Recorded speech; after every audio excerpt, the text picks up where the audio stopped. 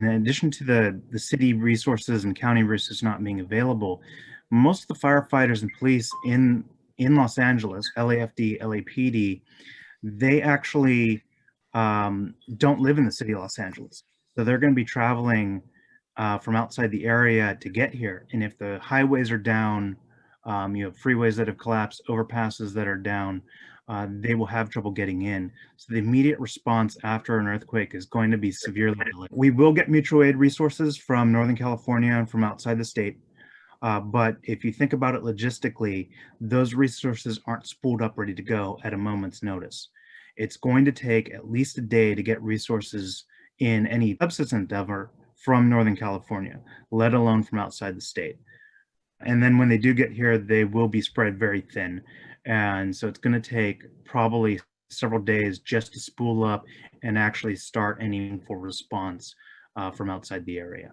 So we definitely, the Red Cross says you need to be prepared to be on your own for 3 days. But actually what we're talking about is more like 3 weeks, really. And part of the problem that we have is that our markets actually run on what's called a just-in-time business model. And that is to say, they have exactly the number of items calculated out on their shelves and in reserve to last them until the next delivery cycle. And usually they get deliveries a couple times a week. So if you think about it, they only have enough goods and service and supplies to last 2, maybe 3 days at the most. This complicates things if you talk about the power being out, if you talk about highways being down. Big rigs can't really traverse an area unless there's good roads. And if your roads are broken up or you have debris down, those trucks are not going to go anywhere. They're certainly not going to go into the smaller neighborhoods, which may not get their roads cleared for days. And by that time, the markets will definitely be out of food. The reality of it is really that most people, especially if you tell them to only be prepared for 3 days, most people are only going to have 3 to 7 days worth of food and water. And if you only have 3 days of food and maybe even less than that of water, around day 5, you're going to start becoming desperate. Other people are going to start becoming desperate.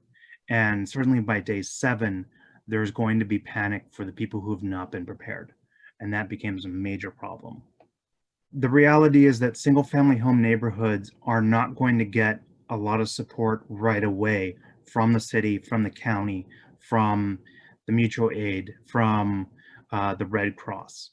It's going to take several weeks to get into those smaller neighborhoods, especially the ones farther out. And so they really do need to focus on being able to be prepared and survive on their own without that support.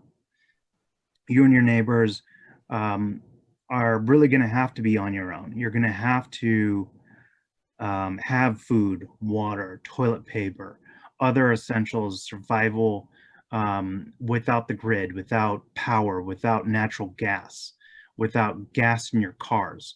If you think about it, if you go to a gas station, the pumps run on electricity. As soon as the earthquake occurs, even something like Northridge, which was really a localized disaster in Northridge, the power was out throughout the city. And even now we're seeing during red flag days, Southern California Edison's actually cutting power to a good chunk of the valley 4 days at a time. And that means that the gas stations can't pump gas. So you really should keep no less than half a tank of gas in your car, because when there's an earthquake, or if the power's out, you can't go get gas. If you drive till you're empty, and that's when that earthquake occurs, you're going to run out of gas.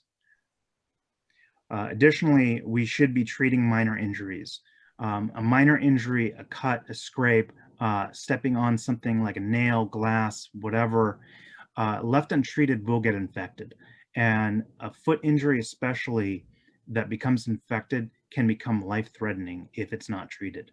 So treating those minor injuries promptly, cleaning them, bandaging them, putting triple antibiotic to kill any germs that are getting in there are going to save lives in the long term, or actually in the short term.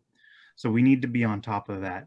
That means that you should get basic first aid CPR training and be able to learn how to do the basic skills. because it's not a good time to learn after the earthquake how to clean and bandage up an injury.